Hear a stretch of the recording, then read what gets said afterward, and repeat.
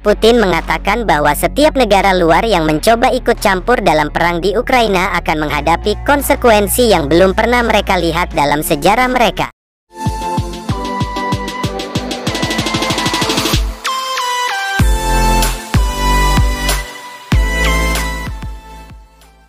Kembali lagi di channel KC Kata Cerita.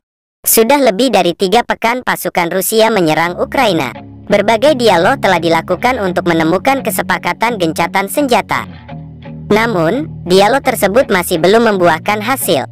Akibatnya, Ukraina masih terus berhadapan dengan serangan Rusia.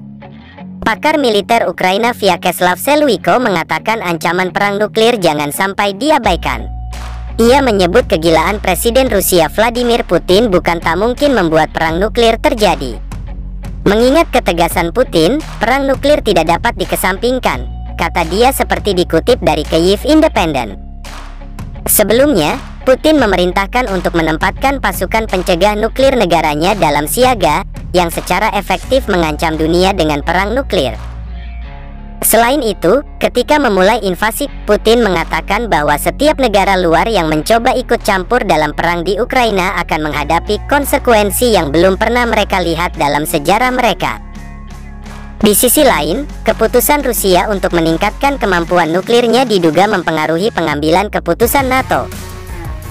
Sementara, Presiden AS Joe Biden mengatakan orang Amerika tidak perlu khawatir tentang kemungkinan ancaman nuklir. Ia juga telah menunjukkan bahwa ia siap berusaha keras untuk menghindari eskalasi dengan Rusia.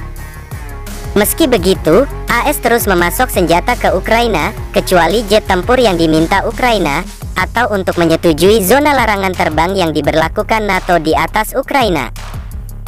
Biden membela keputusan tersebut dengan mengatakan AS ingin menghindari Perang Dunia III. Namun, saat ini tidak jelas apakah keengganan Barat untuk membela Ukraina mengurangi risiko perang nuklir atau justru meningkatkannya dengan mendorong Putin untuk melakukan tindakan agresi. Ukraina klaim segera dapat pasokan rudal penghancur tank dari AS. Ukraina akan mendapat pasokan senjata tambahan dari Amerika Serikat dalam beberapa hari ke depan. Sekretaris Dewan Keamanan dan Pertahanan Nasional Ukraina, Oleksiy Danilov mengungkap sebagian di antaranya adalah rudal Javelin dan Stinger. Senjata itu akan berada di teritori negara kita sebentar lagi. Kita bicara hitungan hari, kata Danilov saat diwawancarai di televisi. Sekutu Ukraina telah berkali-kali mengirim pasokan senjata ke Ukraina untuk meningkatkan kemampuan militernya melawan Rusia. Sementara itu Rusia mengkritik pengiriman itu dari negara-negara anggota NATO. Javelin adalah senjata anti-tank portabel yang bisa diluncurkan dari pundak tentara. Senjata ini efektif melumpuhkan tank karena berteknologi peluru kendali dan bisa menyerang menukik dari atas. Selain dari bahu, Javelin juga bisa ditempel di kendaraan tempur atau diluncurkan menggunakan tripod. Sementara rudal Stinger merupakan senjata untuk menyerang di udara. Sama seperti Javelin, Stinger bisa ditembakkan dari pundak dan sangat mudah digunakan bahkan oleh warga sipil yang terlatih. Belum diketahui seberapa banyak senjata terbaru yang dikirim AS ke Ukraina. Bantuan senjata dari AS telah banyak membantu Ukraina mengatasi tank dan pesawat tempur Rusia. Terakhir AS mengirim bantuan persenjataan senilai $800 juta atau sekitar 11,4 triliun rupiah untuk Ukraina. 3,3 juta mengungsi dan nyaris 850 meninggal. Lebih dari 3,3 juta pengungsi telah keluar dari Ukraina usai invasi Rusia, menurut data yang disajikan Perserikatan Bangsa-Bangsa PBB pada Sabtu, tanggal 19 Maret tahun 2022. Sementara itu 6,5 juta pengungsi lainnya masih berada di Ukraina menjauhi titik pertikaian. UNHCR, Divisi PBB untuk pengungsi, mengatakan 3.328.691 warga Ukraina pergi sejak operasi militer Rusia berjalan mulai tanggal 24 Februari. Sebanyak 58.030 orang lainnya tercatat telah mengungsi menurut pembaruan data pada Jumat, 18 Maret tahun 2022. Warga terus mengungsi karena mereka takut bom, serangan udara, dan penghancuran tanpa pandang bulu. Bantuan sangat penting tetapi tidak bisa menghentikan rasa takut, kata Kepala UNHCR Filippo Grandi. Sekitar 90% pengungsi adalah wanita dan anak-anak. Pria Ukraina berusia 18-60 tahun mengikuti wajib militer dan tak bisa ikut pergi. Berdasarkan data Organisasi Internasional untuk Migrasi, IOM, pada Rabu, 16/3, ada 162.000 orang yang sudah mengungsi, sedangkan jutaan lainnya pergi dari kediamannya namun tetap di dalam batas negara Ukraina. Sebelum konflik, Ukraina memiliki populasi 37 juta di area yang dikontrol pemerintah, di luar Crimea dan area timur yang pro-Rusia. CNN memberitakan dengan mengutip data OHCHR, Divisi PBB untuk Hak Asasi Manusia, bahwa sebanyak 847 orang, 64 diantaranya anak-anak telah tewas sejak invasi Rusia. Selain itu ada 1.399 warga sipil terluka, termasuk 78 anak-anak, yang kebanyakan disebabkan serangan udara. Jumlah korban ini diyakini jauh lebih tinggi. Banyak korban sipil tercatat disebabkan penggunaan senjata peledak yang berdampak area luas, termasuk serangan dari senjata berat dan serangkaian sistem roket, serta rudal dan serangan udara, kata OHCHR. Instagram dibajak, Kedubes Ukraina untuk RI kirim pesan merdeka.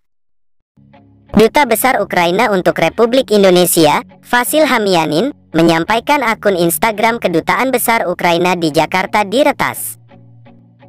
Teman-teman yang terhormat, dengan ini kami informasikan bahwa akun Instagram Kedutaan Besar Ukraina di Jakarta diretas beberapa menit yang lalu, ungkapnya melalui pesan singkat yang diterima Indonesia.com, Sabtu, tanggal 19 Maret tahun 2022.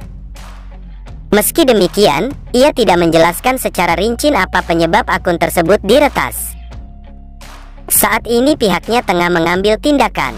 Ia pun mengimbau agar mengabaikan pesan apapun yang muncul di halaman akun Instagram Kedubes Ukraina. Harap abaikan apapun yang muncul di halaman. Hormat kami, Vasil Hamianin. Merdeka, ujar Hamianin. Telah berupaya mengakses akun Instagram Kedubes Ukraina melalui aplikasi, namun tidak ditemukan. Senada, saat ingin mengaksesnya via web, halaman juga tidak ditemukan. Dalam layar hanya tertulis, "Sorry, this page is not available." Sebelumnya, Hamianin meminta pemerintah Indonesia buka suara atas invasi Rusia terhadap Ukraina yang berujung pada perang sejak tanggal 24 Februari lalu. Hamianin dalam surat terbuka yang ditujukan kepada pemerintah Indonesia itu meyakini bahwa Indonesia menentang keras segala bentuk penjajahan. Oleh karena itu dia meminta agar Indonesia bersuara dan menolak keras tindakan Rusia saat ini. Katakanlah bahwa yang benar itu benar dan apa yang salah itu salah, seperti yang tertulis dalam firman Allah dalam Al-Quran, kata dia dalam cuplikan surat terbuka yang diterima cnnindonesia.com.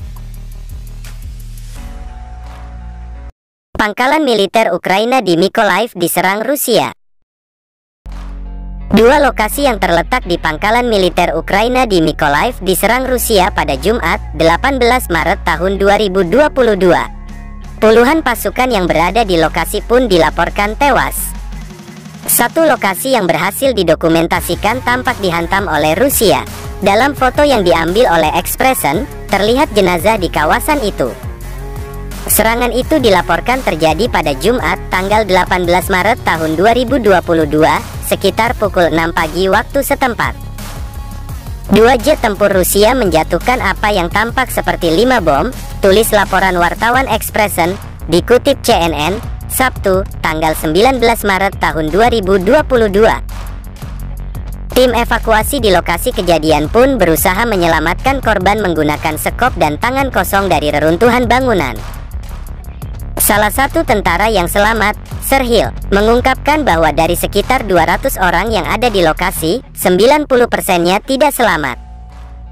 Salah satu tentara yang selamat, mengungkapkan bahwa dari sekitar 200 orang yang ada di lokasi, 90%-nya tidak selamat. Mykolaiv merupakan kota di selatan Ukraina yang terletak di sepanjang Laut Hitam. Kota itu sering menjadi sasaran pemboman Rusia. Sebelum pemboman hari Jumat, pasukan Rusia telah menyerang Mykolaiv dengan roket munisi tandan dalam 3 serangan terpisah selama seminggu. Ukraina klaim kerugian Rusia, 14.000 personel tewas, 466 tank hancur. Kementerian Luar Negeri Ukraina mengungkap sekitar 14.000 personel Rusia tewas di Ukraina per Sabtu, 19 Maret tahun 2022. Selain itu, Rusia juga dikatakan sudah kehilangan ribuan peralatan perang sejak invasi tanggal 24 Februari. Menurut penjelasan di unggahan akun media sosial kementerian, Rusia sudah kehilangan 1.470 kendaraan tempur berbagai tipe, 466 tank, 115 helikopter, 95 pesawat, dan banyak perlengkapan perang lainnya.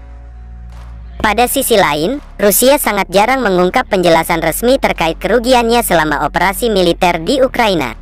CNN menjelaskan, pada tanggal 2 Maret Rusia sempat menyatakan data bahwa 498 personelnya tewas sejak kampanye dimulai. Amerika Serikat mengestimasikan antara 3.000 hingga 10.000 personel kehilangan nyawa berdasarkan informasi yang juga dihimpun dari NATO. Sementara itu, Perserikatan Bangsa-Bangsa PBB mengungkap sebanyak 847 penduduk Ukraina, termasuk 64 diantaranya anak-anak telah tewas karena invasi Rusia.